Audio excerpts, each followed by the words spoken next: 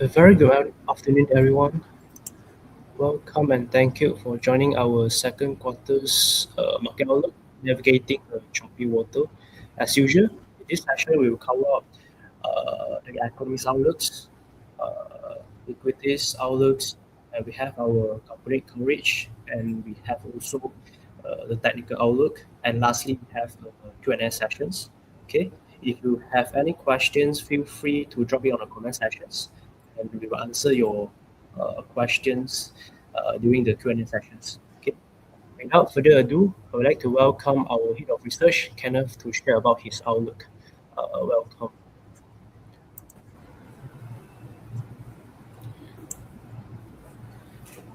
Okay, good evening, everyone. Okay, basically, we'll, before we go through, we have a disclaimer on this session. And for the agenda for this, we'll start off with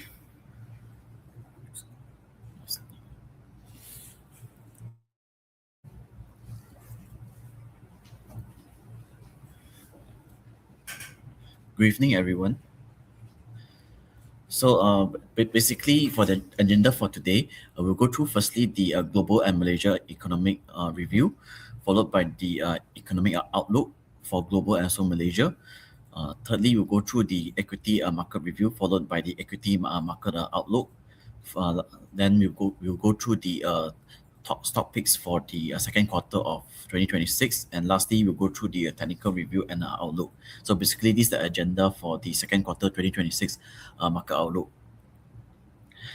To start off on the global economic review, global economy was characterized by broad resilience with slight noticeable slowing of our momentum in the fourth quarter of last year.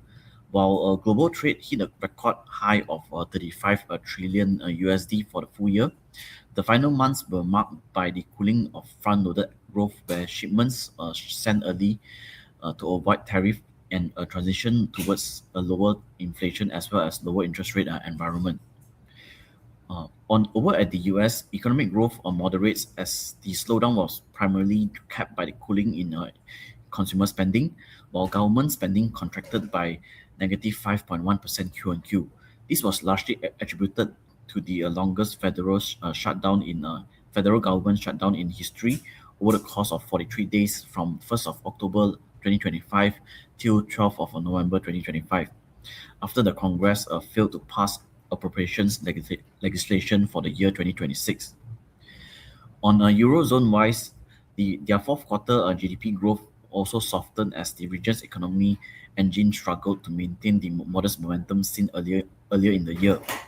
The weakness was largely attributed to the significant modest slowdown from net exports as the implementation of US trade tariff in earlier part of the year and retaliatory measures began to disrupt Europe's manufacturing chains. For Germany-wise, it has however outperformed, rising by 0.4% Q on Q from 0.3% Q on Q in second and third quarter of last year. This was supported by the resilient industrial sector and record low unemployment rate at 3.8%, which has bolstered the Germans' domestic confidence. This divergence was further reinforced by the fact that Germany benefited from the late year stabilization in its manufacturing orders. Over at China, their fourth quarter 2025 GDP growth moderated to 4.5% year-on-year from 4.8% year-on-year in the third quarter of 2025. This also marks the weakest reading since the first quarter of 2023 as domestic demand softened. The country's retail sales growth registered a sequential weakness that only expanded 0.9% year-on-year for the month of December, as spending shifted towards essentials and subsidized categories, while traditional big-ticket items struggled. Adding to the sluggishness was also the decline in home prices, which eroded household wealth. China's trade performance ended the year with a record trade surplus of US dollar 1.2 trillion, despite intensifying trade frictions with the US. This highlights China's continued exports competitiveness and its ability to adapt to shifting global trade dynamics and supply chain realignments which overcame higher tariffs stemmed from the US trade frictions. But nevertheless, I think for Earlier today, China has reported their first quarter 2026 GDP growth at 5%, which also beats expectations or consensus expectations of 4.8%. Over at Malaysia-wise, Malaysia's economic expansion accelerated in the final quarter of last year at a pace of 6.3% year-on-year, as compared to 5.4% in the previous quarter. This also marks the strongest pace of growth since fourth quarter 2022. The growth was mainly propelled by several key factors, namely strong household spending from the positive labor market conditions and supportive government-led policies to boost B40 household disposable income, stable stable expansion in investment activities, solid export growth which was backed by strong E&E exports, and the improved tourism activities. As a result, Malaysia's GDP expanded 5.2% year-on-year in 2025 as a whole, marking the strongest annual growth performance over the past 3 years.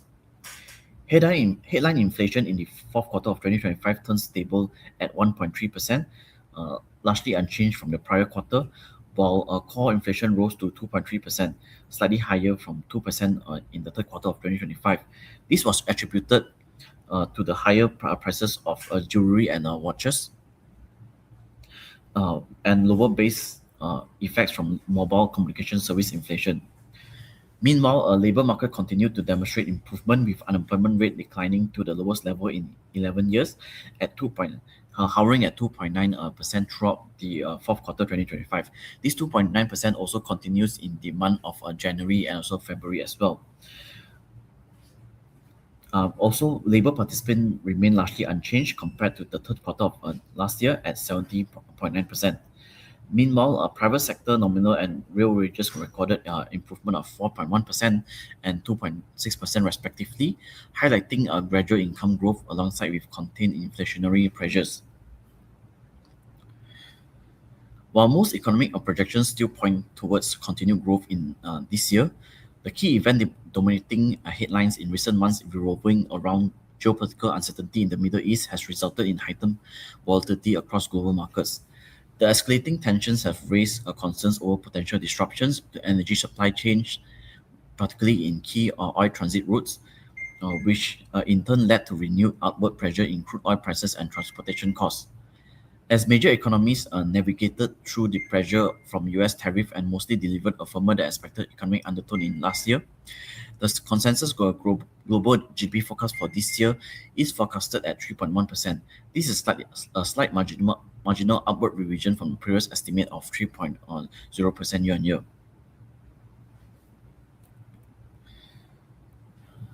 Some of the key events that will dominate the headlines will be the tariff developments. Tariff developments remain fluid at current juncture after the Supreme Court struck down the US President Donald Trump's sweeping tariff announced on the Liberation Day back in April 2025. Thereafter, the imposition of new 15% tariff on most imports under Section 122 of the Tariff Act will be applicable over the next 150 days, which was imposed. The interim tariff measure is likely to elevate near-term trade uncertainty, potentially dampening business confidence, delaying capital expenditure decisions, and disrupt global supply chain. For inflation-wise, heading into second quarter of this year, the unabated geopolitical tension in the Middle East, which resulted in the prolonged closure of the Strait of Hormuz, present a significant upside risk to global inflation. Approximately 20% of the total global oil consumption passed through this narrow waterway. Energy supply shock has already pushed Brent crude oil prices towards the $100 per barrel level, although it has came down slightly towards the $90 per barrel lately, and that has threatened inflation projections. As high energy and freight costs permeate into industrial supply chain, the risk of higher inflation could eventually force central banks to turn into a more restrictive stance, potentially complicating a growth outlook into this year. For the U.S. economic outlook-wise, U.S. economy is expected to remain resilient, uh, with growth projected to remain at 2.5% year-on-year. This is slightly stronger than the 2.1% expansion in 2025. The steady performance is likely to be underpinned by the firmer government spending, forecast to rise by 1.2% year-on-year for this year. driven by the sustained allocation towards defense, transportation, infrastructure, and homeland security initiatives.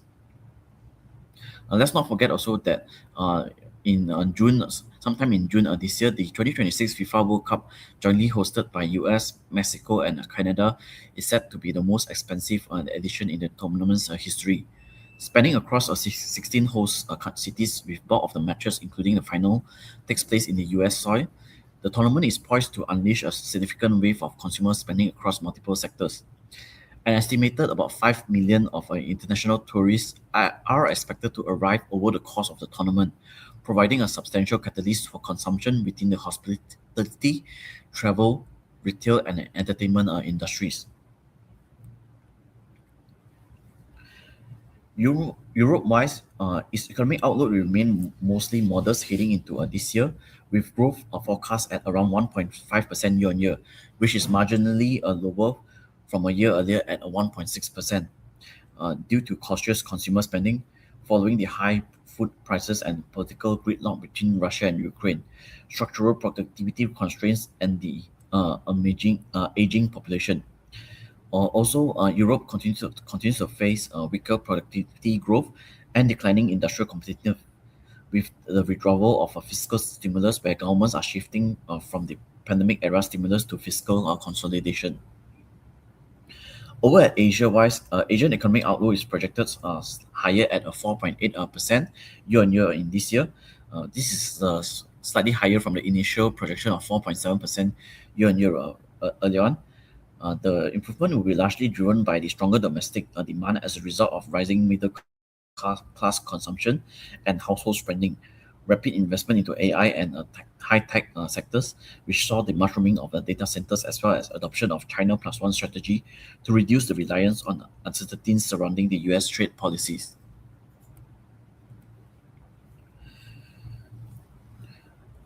The 2026 economic outlook points to a moderate yet resilient growth in Malaysia. In Bank Negara's 2025 annual report that was tabled in sometime in late uh, March last month, the Malaysia's economic growth is projected to moderate between 4% to 5% in 2026, with growth mainly anchored by the resiliency in domestic spending from the robust labor market conditions, sustained investment spending, particularly in AI-led technology spending, and stronger fiscal stimulus. For now, prioritizing onto domestic reform initiatives, initiation of infrastructure investments under the 13 Malaysia Plan, continued strengthening of the labor market, and the increased cash assistance towards the B40 community is expected to further sustain domestic consumption, which has been the backbone of the economic growth and reinforce overall economic resilience. Still, domestic activities growth is expected to moderate to from 5.2% recorded in last year, owing to the persistent external headwinds such as the potential slower global trade growth as temporary boost from the front-loaded shipment the disaspected and tariff impacts fully materialize. Meanwhile, geopolitical instability across parts of the world will continue to weigh on the growth outlook as well. Also, we caution that inflationary pressures arising from the gradual implementation of the subsidy rationalization measures may pose near-term challenges. Bank Negara Malaysia is expected to keep the OPR unchanged throughout the year as economic growth is projected to remain fairly stable, while headline inflation is expected to remain manageable between 1.5% to 2.5% in this year. This is slightly higher compared to 2025.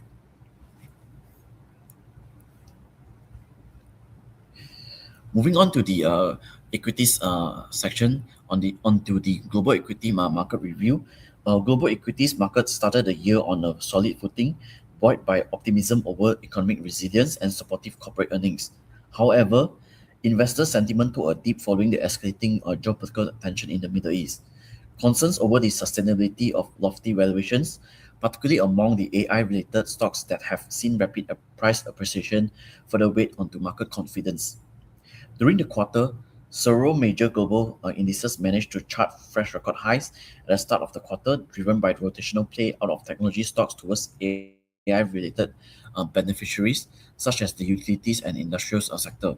However, the rally took a hit as global markets retreated from their recent peak following the renewed geopolitical attention in the Middle East.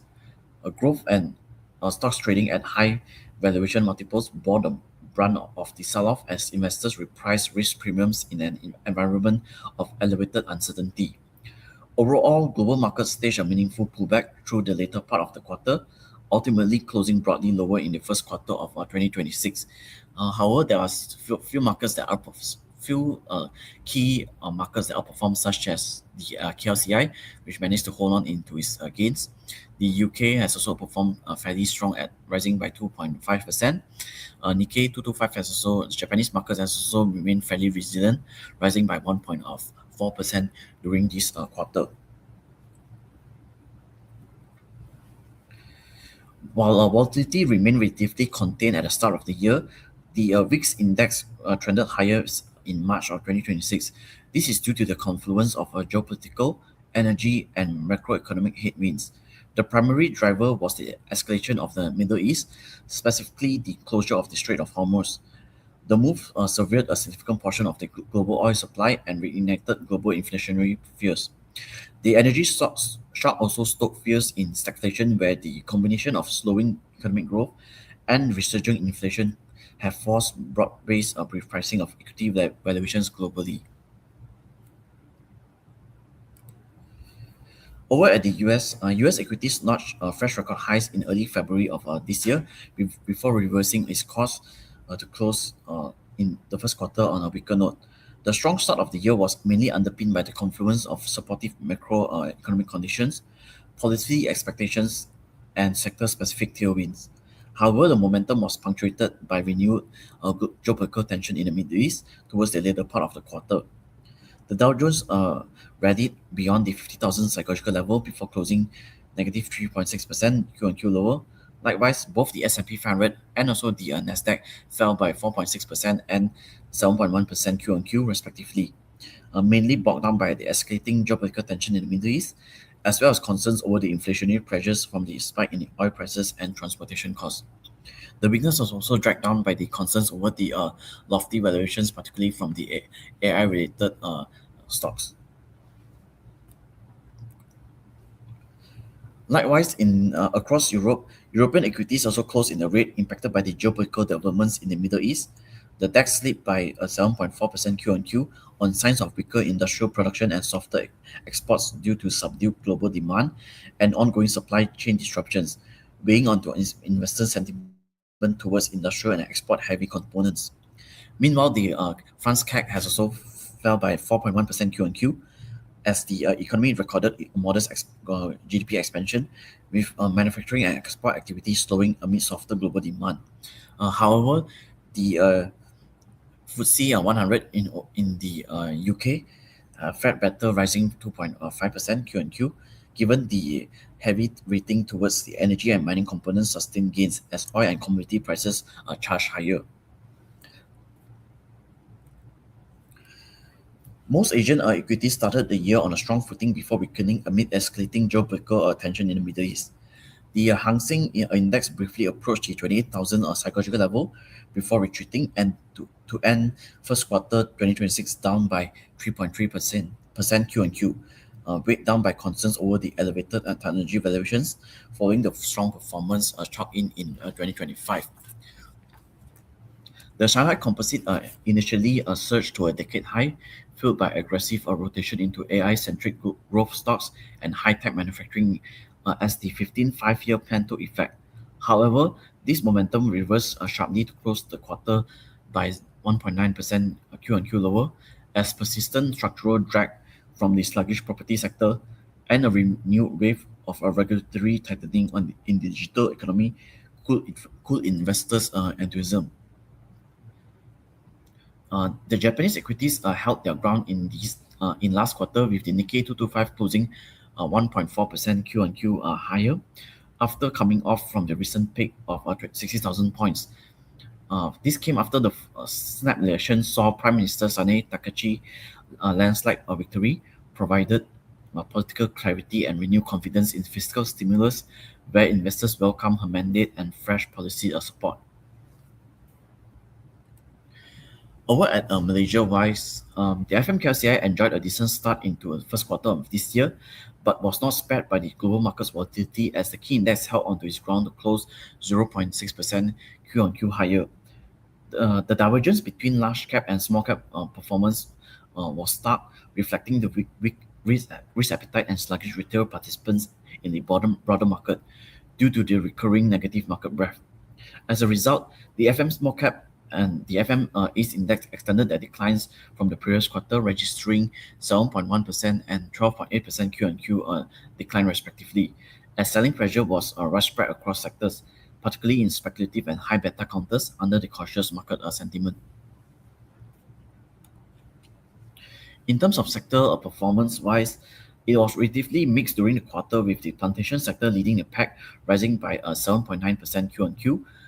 The outperformance was driven by higher crude palm oil prices that was stemmed by the escalation of geopolitical tension between US and Iran since late February, as well as Indonesia's push to hike export tax on CPO to support its B45 biodiesel mandate. So this there was a confluence on the higher oil prices as well as the supply crunch from the Indonesia. On the other hand, the construction sector, which fell by 14.3% Q on Q, was the biggest decliner amid the fading of the data center euphoria that has propelled the sector to multi-year highs in recent years, as the concerns of US AI chip exports restrictions could dampen the pipeline of data center project tenders in Malaysia.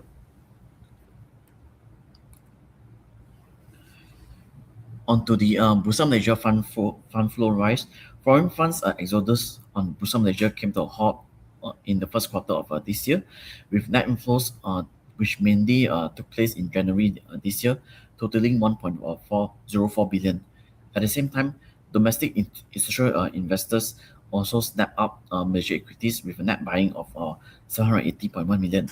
However, retail investors remain the net selling position with a net outflow amounting to 1.82 billion in the first quarter of this year.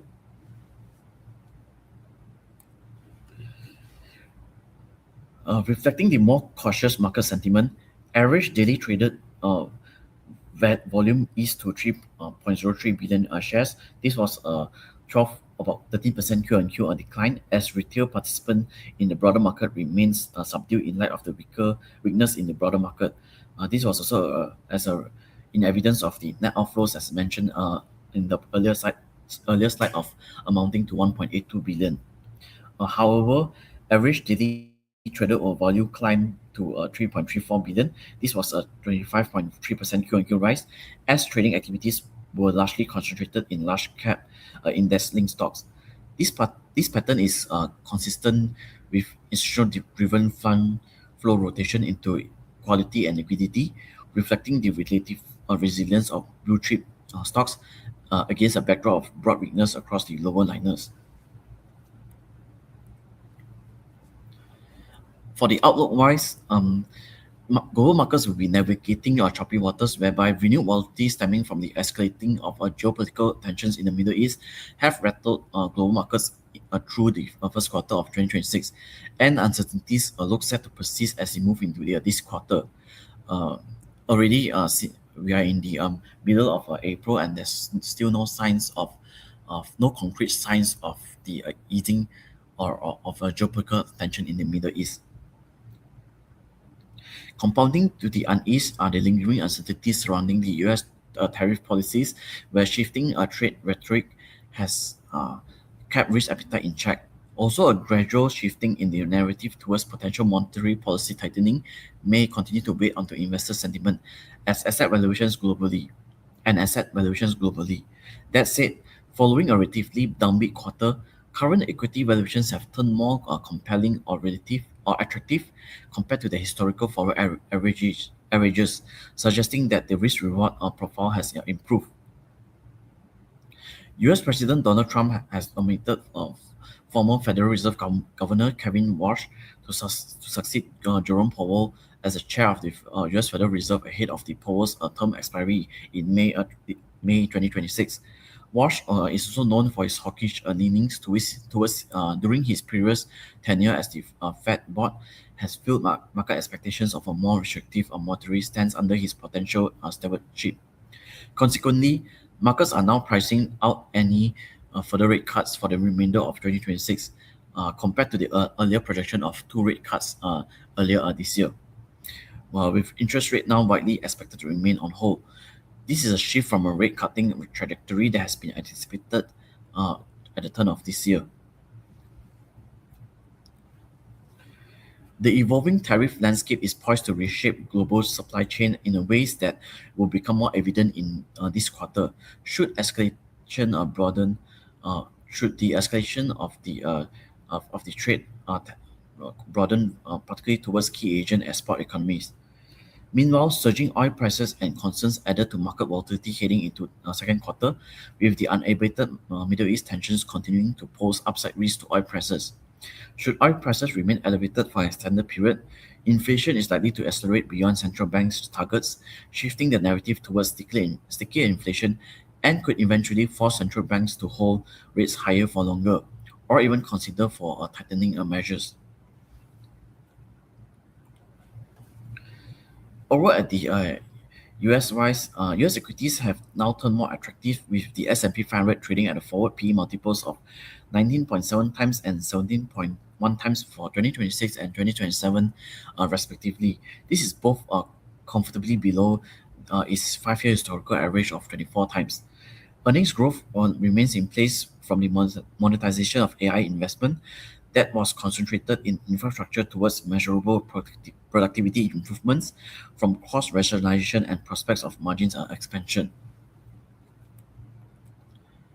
The MSCI Europe Index is trading at a forward PER of 14.8 times and 13.4 times for this year and next year, which is also well below its 5-year historical average of 15.5 times. The slight valuation discount reflects persistent concerns over the Europe's structural challenges amid persistent sluggish economic growth across Eurozone, compounded by the energy cost shock stemming from the Russia-Ukraine conflict that has weighed heavily onto corporate margins and also earnings growth.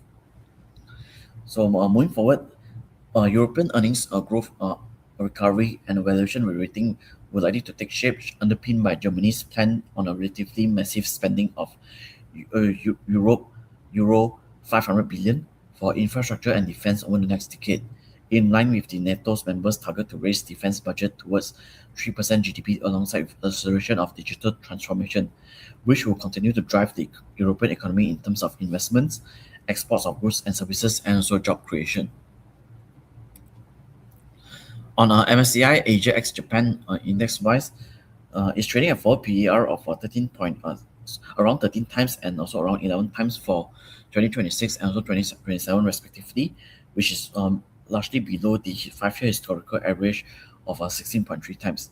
This represents one of the steepest valuation discount among the major global equity indices, and reflects however, while there's a steep discount, this reflects the persistent macro headwinds, geopolitical friction, and policy uncertainty, which have collectively weighed onto investors' appetite for Asia markets as of late.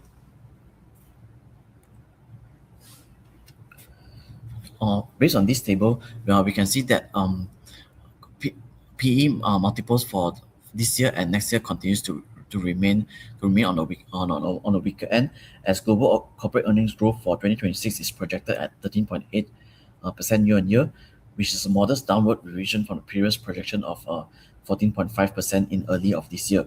And for 2027 wise, is projected at the global corporate earnings are projected to grow at 10.1%. The revision of the downward of the earnings growth reflects the incremental drag on the U.S. Tariff policies uncertainties, sticker inflation, and risk associated to the Middle East geopolitical tension. Nonetheless, growth is expected to be supported by a combination of macroeconomic policy and structural drivers, including the significant surge in hyperscaler capital expenditure, increased integration in AI across businesses, and continued global economic expansion, albeit at a more moderate pace. For the S&P 500 wise, earnings growth is projections are at 15.3% year-on-year and 10.8% year-on-year for this and next year respectively. This will be mainly underpinned by the continued massive investments in AI, automation and cost rationalization driven by AI-enabled automation, widening of the earnings growth base beyond the mega cap on technology. Earnings in the MSCI Europe Index are set to climb 10% year-on-year and 9.2% year-on-year for this and next year, respectively, on sustained fiscal spending, particularly towards infrastructure and defense-related sectors.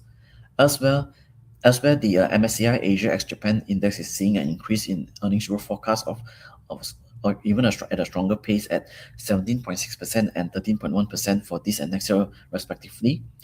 Earnings growth will be emanated from AI cycle transitions from infrastructure build out to real world inference and application deployment, particularly in Taiwan and South Korea, alongside stable domestic demand that benefits from labor market resilience and policy support, uh, including the earlier interest rate cuts in some of the economies.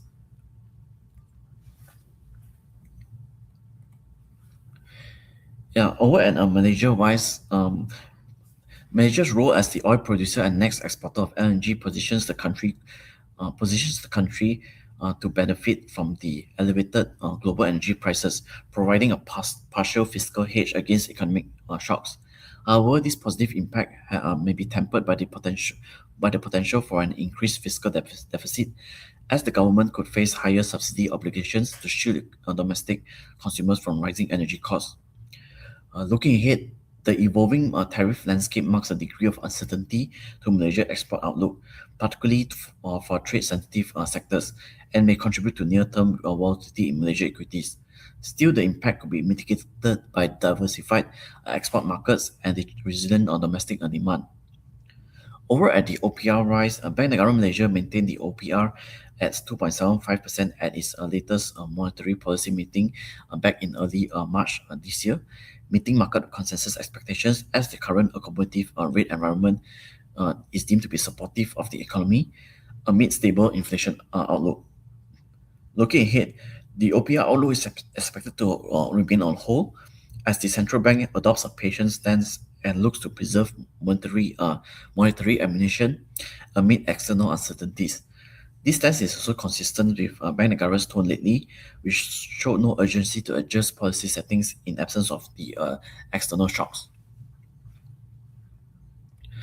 In terms of the sector-wise, we like the plantation sector, which is poised for re-rating as CPO futures have recently surged towards CPO futures. CPO of price of futures have surged towards 4,008 per metric ton, although it has came off towards around the 4,005 per metric ton recently. This is positive for upstream players. However, earnings upside may only be partially tempered, may be partially tempered by the rising production costs, as the euro prices have climbed to the highest level since October 2022, following the disruptions in the Strait of Hormuz, which is a key route that handles roughly a third of the global fertilizer shipments. That said, elevated CPO prices under the prevailing El Nino phenomenon and the Middle East unrest are likely to more than offset the increase in the input costs. We also like the construction sector, trading at a multi-year low with prospective PE multiples of 15 times and 12.8 times for this and next year, is well below the one-year historical average of 27 times. The construction sector offers an attractive entry point for investors in terms of valuations perspective. Local contractors are poised to benefit from the execution of ongoing mega infrastructure projects that were secured in recent years, and this will translate to earnings delivery into this year. The sector will also be underpinned by the allocation of gross development expenditure amounting to 81 billion ringgit under Budget 2026, which also marks the first year of the 13 Malaysia plan. For the RE sector, the renewable energy sector could poise for recovery after beaten down sharply since the start of the year, spoke by China's move to eliminate the 9% VAT export rebate for solar photovoltaic products effective 1st of April this year. Still, cost input materials such as solar panel modules have remained fairly stable at this juncture, trading at US dollar 10 cents per watt. Strong policy tailwinds such as the NETR, coupled with the tender of the LSS program, particularly LSS 6 in this quarter, rooftop solar schemes, and emerging battery energy storage system opportunities are likely to underpin the contract flows. In addition, growing corporate demand for green energy, electricity, and sustainability commitments should further drive adoption of our RE solutions across the commercial and also industrial segments. We also note that the valuations for the RE-related players has also came down to a more attractive point at this juncture. So going forward, the FMKLCI earnings are projected to expand by approximately 4.1% year-on-year in 2026. The anticipated growth is expected to be underpinned by a steady loan growth under the stable OPR environment, which bodes well for the banking sector that accounts to roughly 40% of the FMKLCI weightage, and resilient domestic consumption from wage reformations. After closing on a relatively flattish note in the first quarter of this year, valuations on the FMKLCI remains attractive, trading at a P multiple of 14.6 and 13.8 times for 2026 and 2027 respectively, which is below the 5-year historical average of 15.5 times. This suggests that there could be headroom for upsides should external developments stabilize and foreign institutional appetite returns. So moving on to the this quarter's stock picks. So firstly, we have Me Technovation Berhad.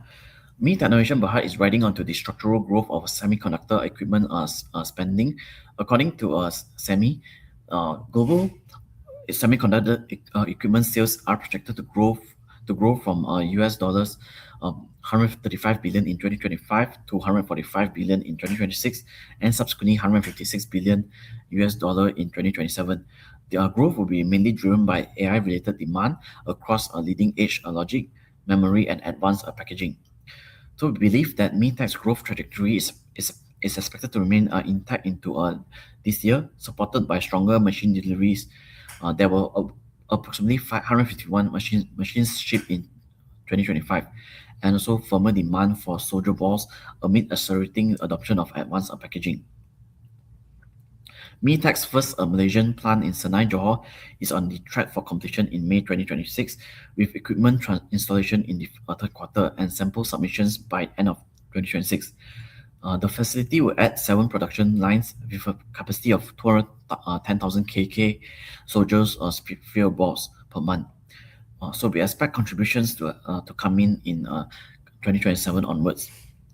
With that, we have a buy recommendation with a target price of 4 ringgit, based on a target PE of 28 times pegged to CY27 EPS.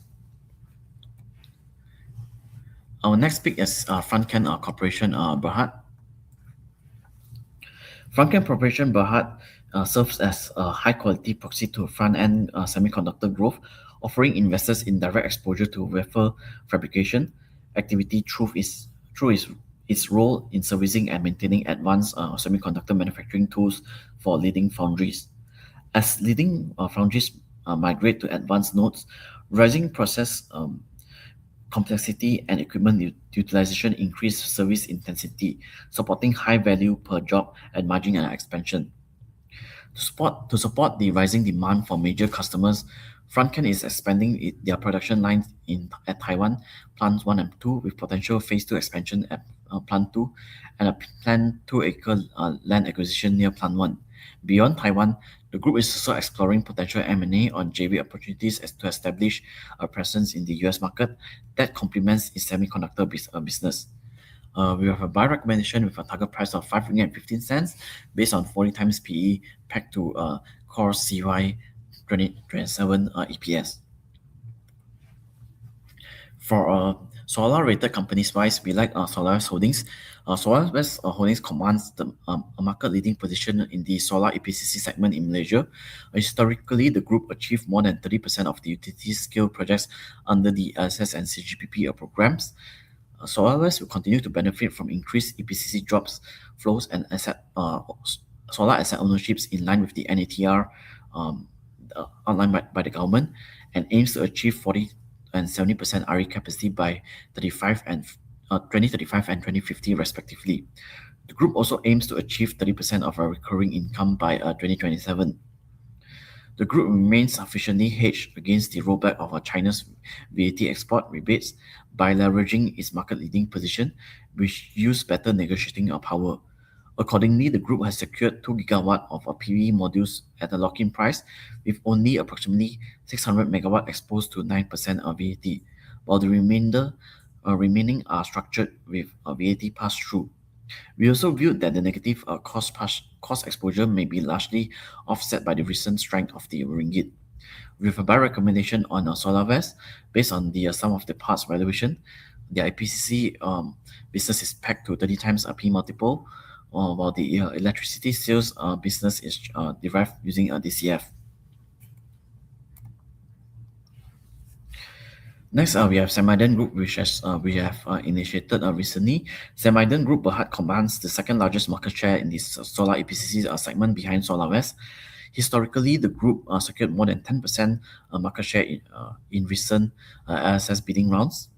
Beyond the solar energy, Semidan also involved in the EPCC for biomass, biogas, and small hydro, which provides greater market positioning flexibility than its peers. Semidan is also actively committing a cumulative 212 megawatt of effective asset ownership, which we expect to enhance or improve earning risk diversification in the longer term, in line with its target to achieve a recurring income composition of more than 10% of the total revenue in 2028. We have a buy recommendation on on Samidan, with a target price of 1 ringgit and 63 cents based on the sum of the parts valuation. The IPCC is pegged at 90 times P multiple, while the electricity sales business is derived using a DCF. Our next topic is Binastra, which we have also initiated recently. Binastra Corporation Berhad is equipped with a solid outstanding order book of 7.1 billion, with a mixture of 70% for residential and 30% non-residential. This implies a healthy 4.7 times cover ratio against FY26 revenue. This 4.7 times is also one of the highest compared to most of the other contractors in towns such as Gamuda, Suncon, IGM, MRCB. We expect the group's near-term billing progress to remain supported by the strong sell-through track record of its clients, such as Exim Group and also Maxim Global Berhad. Following the maiden contribution in fourth quarter FY26, the group's 51% stake in LF Lanson should strengthen technical capabilities and enhance its competitiveness in securing future data center jobs. We expect LF Lanson to contribute a profit after tax of between 15 to 70 million in FY27. The group is targeting 2 billion of order book replenishment in FY27, with a potential 50% from residential and 50% from non-residential, with key prospects spanning from data centers, EPCC jobs, Exim Kabunte projects, and CPI Lands Tampoy development. We have a buy recommendation on Binastra with a target price of 2.80 cents. This is based on an assigned target PE multiple of 17 times pegged to FY27 core EPS. Our last topic for today will be Intabina Group Berhad. The Intabina is backed by strong earnings visibility, with 2025 outstanding order book standing at 1.7 billion. This implies 2.6 times cover ratio against 2025 construction segment revenue, which could sustain the group's activity levels over the next 2 to 3 years, providing stable revenue visibility. A stronger take-up rates on over at its property development segment-wise, stronger take-up rates at Senuri Residence lifted segment margins in CY25, rising by 5.2% percentage points year-on-year. We expect property billings to strengthen in this year and also next year, supported by two upcoming launches, namely Seiring Setia in the second quarter and also Aliran Restu in the third quarter. The group has a 4.9 billion tender book that's largely comprised of high-rise residential projects, which is their forte. We expect new wins to be secured but from recurring clients, including IGM, Sam Dhabi Property, Eco Group Berhad. We have a buy recommendation with a target price of 74 cents based on the CY26 some of the parts valuations, whereby their um, their construction projects, construction segment is tracked using a PE multiple, while their property project is derived using the RNAV method. So in short, our second quarter 2026 topics are as below. Basically, if you look at the potential upside, most of them promise more than close to more than 20% upside from their closing price of as of yesterday. At the same time, most of them also dish out regular dividend. All of them dish out regular dividends, especially in terms at current price, the dividend yield is fairly attractive at 6.6%.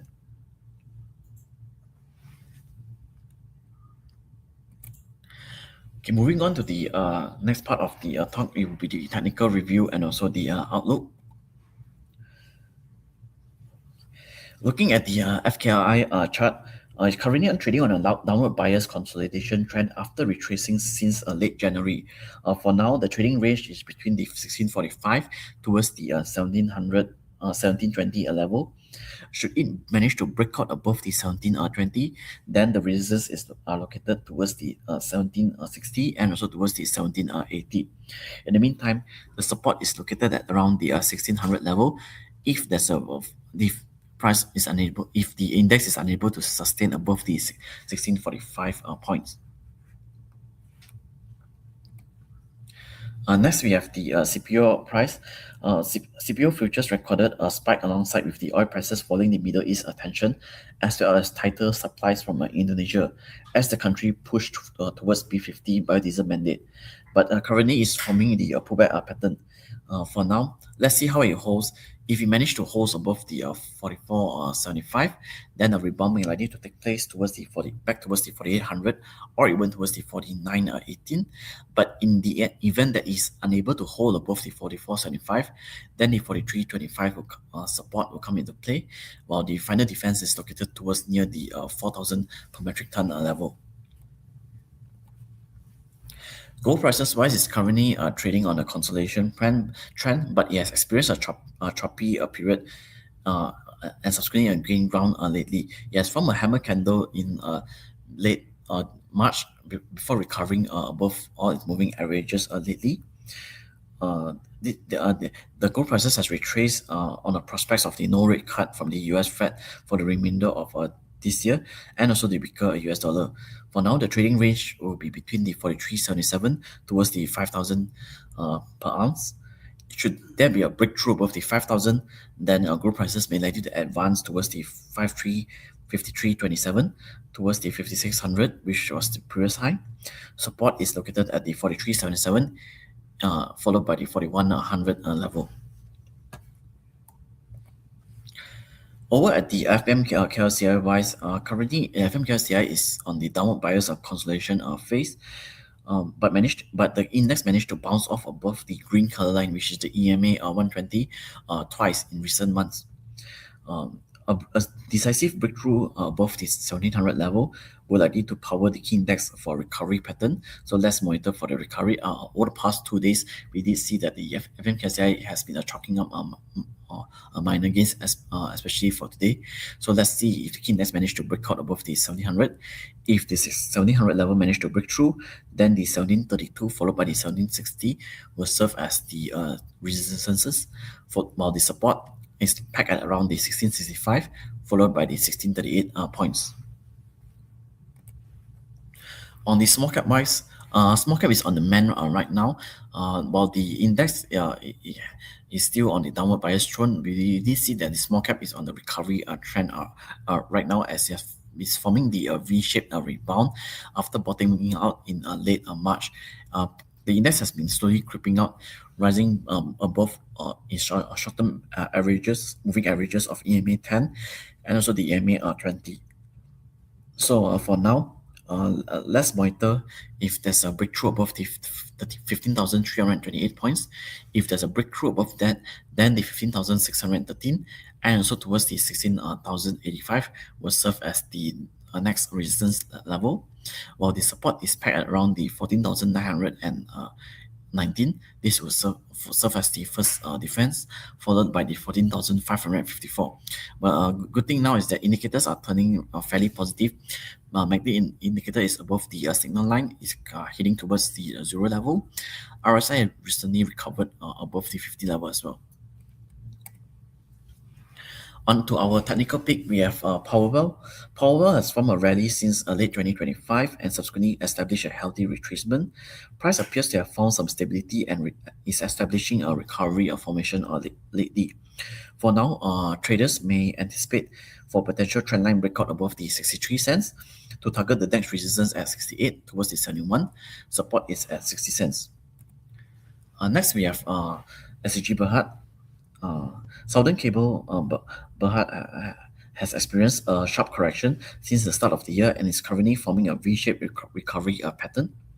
As price are recovered towards near the moving averages, price is also attempting to break out above the 2 ringgit and 2 cents. So let's monitor for the recovery above the 2 ringgit and 2 cents. It appears to have found some stability earlier at 177, forming a short-term consolidation pattern. If price can cross above the 2 ringgit and 2 cents, then this could confirm for the recovery pattern to take place towards the 220 and so towards the 244. Support is at 1 ringgit and 77 cents if there's a breakthrough above the 2 ringgit and 2 cents. The good thing on Southern Cable right now is that we can also see there's a lot of accumulation taking place lately in terms of the trading volume compared to the past 1 to 2 months trading period. On our next pick would be Solarwest. Solarwest is currently forming the V-shaped recovery pattern right now. Price has earlier been beaten down since the start of the year before finding stability in towards the early or mid of March. Price managed to form a gradual recovery phase, forming the short-term higher high and also the higher low formation as price gradually recovered above all its moving averages as well. Also, price managed to form the breakout above the 2 ringgit and 42 cents lately. If price managed to sustain above the breakout point, the first resistance are located towards the 283 towards the 3 ringgit. Support is located towards the 2 ringgit and 22 cents on Solarwest. Next, we have Coraza. Coraza is on the uptrend intact right now. Let's monitor for the ascending triangle breakout. For this ascending triangle line breakout, it's currently, I think, all these charts are based on last Friday's close. I think it has hit the first and second target price of 69 and so 75 cents. I think it has hit 75 cents level today, but fret not. Let's monitor to see if there's any pullback. If price can pull back towards a more attractive risk to reward ratio trading, maybe towards the 69 cents or 65 cents, then that could be a sign of a potential sign of accumulation for traders to take place. To target back the 69 or so 75 cents, the support is located towards the 59 cents level on Coraza. This is a very decent chart. You can see that as price gradually march higher, we are seeing an improvement in trading activities as well. So lastly, we have Me Technovation has formed a sharp correction since the start of the year and appears to have bottomed out with a V-shaped recovery formation in recent weeks. Price managed to recover above all its moving averages, and for now, traders may anticipate for potential resistance breakout above the 3 ringgit and 14 cents. If price can break out above that, then price may likely to advance to target the 335 and so towards the 356. Your support is located towards the 2 ringgit and 75 cents level for Me Technovation. So this slide is a summary of the technical pick for the second quarter of 2026. So basically we have power related stocks like your Powerwell and also Southern Cable or power infrastructure related players. We have Solaris, which is the RE related, and we have technology related stocks like Coraza and also Me Technovation.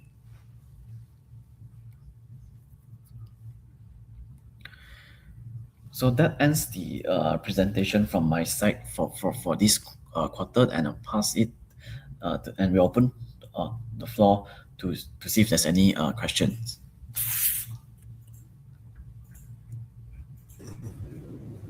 Uh, the floor is open for question right now. If you have any question, feel free to drop it on the comment sections. There is a one question from Mars Chan. I think this question is regarding the front end. He asking how much the warrant conversions to affect its valuation per shares, and does this factors included in the valuation? Uh, I don't have the exact number of the front cans number of the outstanding number of shares right now, but based on what I can know is the strike price is at the 1 ringgit, sorry, at the 4 ringgit. If we base on the front cans share price right now, front can is currently trading at around the 4 ringgit now and 40 cents. So there's a high chance that investors or traders may likely to convert all their all their all their warrants into the mother share because they are already closing at the near the maturity. The maturity is on the 3rd of May. So with the conversion, there could be some dilution in terms of the shareholders' earnings. And for our calculation wise, we have already factored in the the dilution because the share price is already trading at around at above the conversion price. Okay, there's another questions asking regarding Berjaya. Can you provide some comments on Berjaya financials and technicals? Okay, we don't cover Pekat, so we can't give any like outlook on Pekat's fundamentals. But Pekat has did really very strong following their acquisition of the EPE switchgear, which has diversified their earnings base. So I think for 2026 wise, we expect there could the the sustained momentum will likely to continue into 2026. In terms of the Pekat group's technical wise, is similar to your solar rated companies like your Solar West and also Seminden is forming the V-shaped recovery after multi months of pullback since the start of the year. For Pekat wise, it has recovered above all its moving averages right now. Currently is forming a V-shaped rebound, accompanied by improvement in trading activities. For Pekat, the first resistance is located towards the 174, followed by the 1 ringgit 90 cents, while the near-term support is located at around the 1 ringgit 49 cents. If the 1 ringgit 49 cents level were to give way, then the final defense is located towards the 1 ringgit 38 cents. Okay. Is there any more questions? If no questions, then we will end our sessions here. Okay. Uh, if you still have any questions, you can WhatsApp our numbers or PM us on our IG or Facebook. We will get Kenneth to answer accordingly. Okay. I saw there's one more question. Let's get this last questions to be answered. Okay. Do you reckon holding breakout is a buying exhaustions or post to move higher? Let me check on the chart right now.